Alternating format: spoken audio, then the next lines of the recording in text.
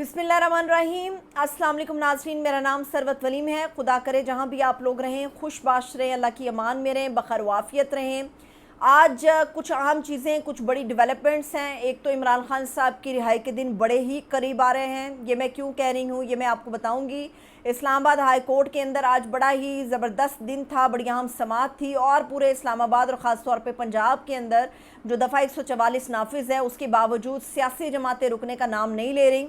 लेकिन जो पंजाब हुकूमत है वो अपनी नाक के ऐन नीचे ये सियासी जमातों के रास्ता रोकने के लिए कानून को अपनी मर्ज़ी से इस्तेमाल करते हुए दफ़ा 144 तो नाफिज कर रही है, मगर उसकी नाक के ऐन नीचे उसकी पुलिस के रखवाले क्या कुछ करते फिर रहे हैं, कितनी गुंडागर्दी करते फिर रहे हैं, डाकू और चोरों की तरह किस तरह बिहेव कर रहे हैं, ये मैं तफसील आप लोगों को बताऊंगी। इस वक्त जो इस्लामाबाद है उसमें कंटेनर्स की भरमार है। मैं इस्लामाबाद में मौजूद हूँ। दफ़ा 144 यहाँ पर भी नाफिज की गई है। 2 या 4 बंदों को इकट्ठा होने की मुकम्मल तौर पे पाबंदी है। कंटेनर्स लगा के मरी रोड पूरा बंद कर दिया गया है। आज आपको जो इस्लामाबाद है वो खूबसूरत इस्लामाबाद शहर जो है वो कंटेनर्स के साथ लदा फदा नज़र आएगा। अगर आप विजुअल्स देखें या जो लोग यहाँ पर रह रहे हैं या जो लोग सोशल मीडिया को फॉलो कर रहे हैं इस्लामाबाद के हवाले से, उनको अंदाज़ा होगा कि इस्लामाबाद की सूरत हाल क्या है। ये सूरत हाल बनी क्यों है ये मैं आपको बताती हूँ। आज जमात इस्लामी जो है वो अपना धरना देने जा रही है। मुल्क भर से काफ़िले इस्लामाबाद की जानिब रवां दमा हैं और इस्लामाबाद के अंदर जमात इस्लामी पहले ही बता चुकी थी कि धरना होगा। अगर हुकूमत ने रुकावटें खड़ी की, हुकूमत ने रास्ता रोकने की कोशिश की तो हुकूमत गिराओ तहरीक बाकायदा तौर पर जमात इस्लामी शुरू कर देगी। और दूसरी तरफ जो PTI है, PTI मुकम्मल तौर पे कानून का सहारा लेके इजाज़तें मांगती फिर रही है। हमारे सामने यहाँ पे तहरीक लब्बैक पाकिस्तान का धरना हुआ, हमारे सामने जमात इस्लामी की कॉल है और हमारे सामने PTI की सूरत हाल है। PTI जो है वो कानून को मद्देनज़र रखते हुए इजाज़त मांगती है, इजाज़त नहीं मिलती। जमात इस्लामी ने कॉल दे दी और कहा कि हम आ रहे हैं। TLP वाले तो कॉल भी नहीं देते, कुछ कहते भी नहीं, बताते भी नहीं है। कई दिन आके यहाँ पर धरना दिए रखते हैं। दोनों शहरों की ट्रैफिक मुकम्मल तौर पे मुअत्तल रहती है मगर उन्हें कोई पूछने वाला नहीं है। पुलिस वाले उनके अंदर जाके खुद नारेबाजी कर रहे होते हैं। एहतजाज सबका हक़ है, जमहूरियत में एहतजाज सबका हक़ है, मगर ये एहतजाज जो है वो पुरअमन रहना चाहिए। अब PTI के हवाले से बड़ी अहम केस की समाअत थी आज इस्लामाबाद हाई कोर्ट में जस्टिस समन रिफत साहिबा ने की। मैंने आपको पहले भी बताया था, कल बताया था कि ये केस आज लगा हुआ है और आज PTI के एहतजाज के हवाले से फ़ैसला होगा। बड़ा ही दिलचस्प किस्म का मुकालमा नज़र आया, जिसमें नज़र आया कि बड़े ही गंदे और भोंडे तरीके से हुकूमत कोशिश कर रही है कि किसी तरह PTI वालों से हमारी जान छूटे।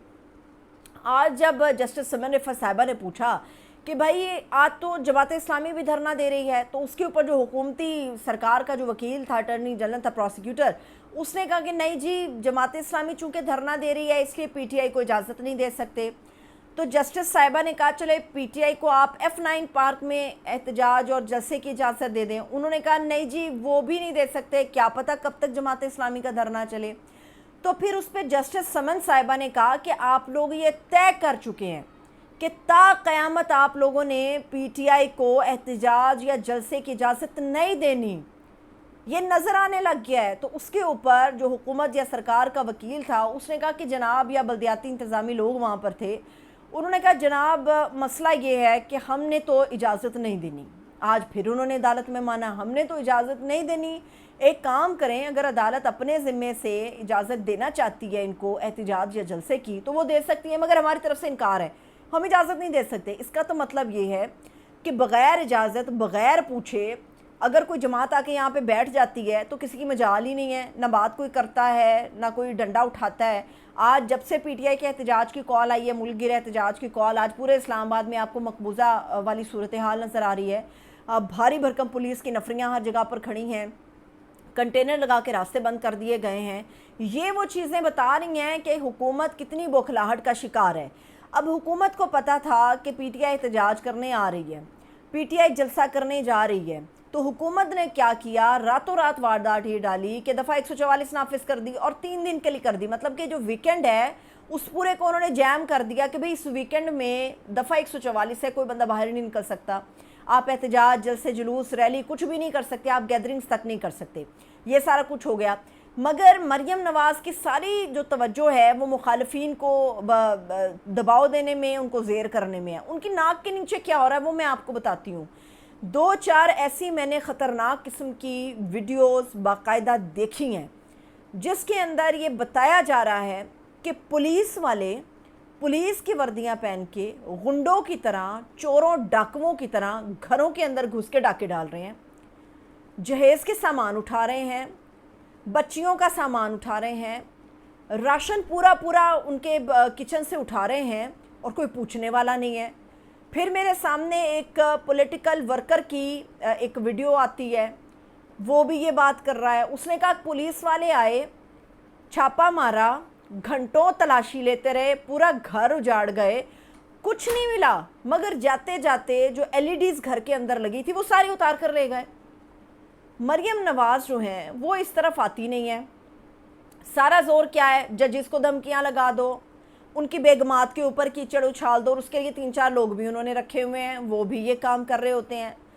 مریم نواز کے بارے میں اس کا مطلب یہ ہے کہ پاکستان تحریک انصاف جو یہ بات کرتی ہے کہ مریم نواز کی ایک ASI کو تبدیل کرنے کی بھی اوقات نہیں ہے، تو یہ چیزیں دیکھ کے اندازہ ہوتا ہے کہ مریم نواز صرف نام کی وزیر اعلیٰ ہیں پنجاب کی، جو گرفت ہے وہ ان کی نہیں ہے، جو پولیس یا وردی والا ہے وہ مریم نواز کی سنتا ہی نہیں ہے۔ مریم نواز کو ایک دباؤ کے تحت لا کر بٹھا دیا گیا، اور یہ صاف نظر آ رہا ہے، اور یہ ساری صورتحال ہمیں بنتی بھی نظر آ رہی ہے۔ اب یہ جو میں کہہ رہی ہوں کہ عمران خان صاحب کی رہائی کے دن بڑے قریب آ رہے ہیں، وجہ حکومت کی بوکھلاہٹ ہے، وجہ ججز کا رویہ ہے۔ اب میں آپ کو بتاتی ہوں، خبریں یہ آ رہی ہیں کہ عمران خان صاحب جو ہیں، ایک تو ان کی طبیعت کے حوالے سے خبریں آ رہی ہیں، پھر آج عمران خان صاحب سے ملاقات کے لیے جانا تھا کچھ لوگوں نے، ان کے وکلاء نے۔ اس کے علاوہ عمران خان صاحب کی 190 ملین پاؤنڈ اسکینڈل کی سماعت بھی تھی، ان کی لیگل ٹیم کو اندر نہیں جانے دیا۔ یہ جو میں کہہ رہی ہوں نا، عمران خان صاحب کی رہائی کے دن قریب آ رہے ہیں۔ اب میں آپ کو بتاتی ہوں، خان صاحب کا ایک مطالبہ ہے، کیونکہ جتنے بھی اسیران ہیں یا عمران خان صاحب ہیں یا کوئی بھی جو PTI سے وابستہ لوگ ہیں، وہ 9 مئی کے معاملے میں انڈر اریسٹ ہیں، گرفتار کیا گیا ہے ان کو۔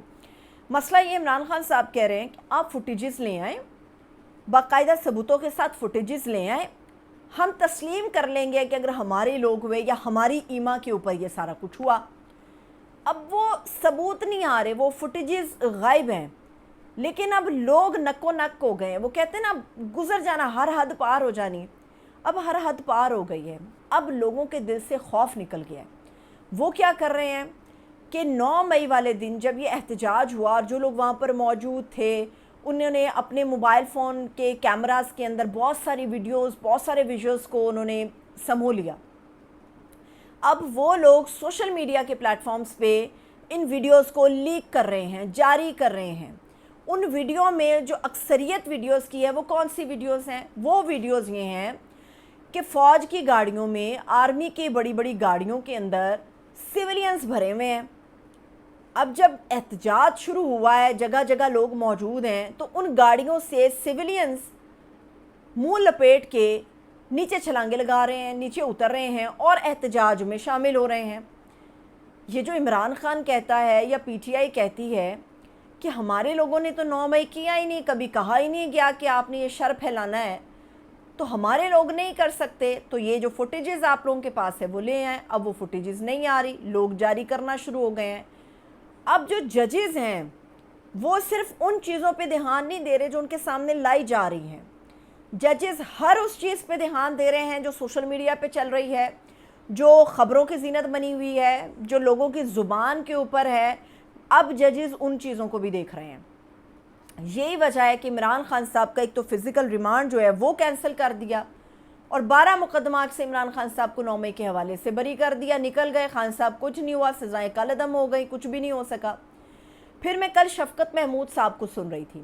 شفقت محمود جو PTI کا حصہ تھے، خان صاحب کے ساتھی تھے، پھر دوری انہوں نے کاٹ لی۔ بہت سارے لوگ ہیں، اکثریت ہے جو ان کے اوپر تنقید کرتی ہے کہ شفقت محمود برے وقت میں ساتھ چھوڑ گئے، مگر میں پرسنلی جانتی ہوں کہ شفقت محمود کے صحت کے مسائل اس حد تک گھمبیر تھے کہ وہ چاہتے ہوئے بھی ان چیزوں میں شامل نہیں ہو سکتے تھے، اور ویسے بھی وہ ہمیشہ سے دھیمے مزاج کے ایک سیاستدان ہیں۔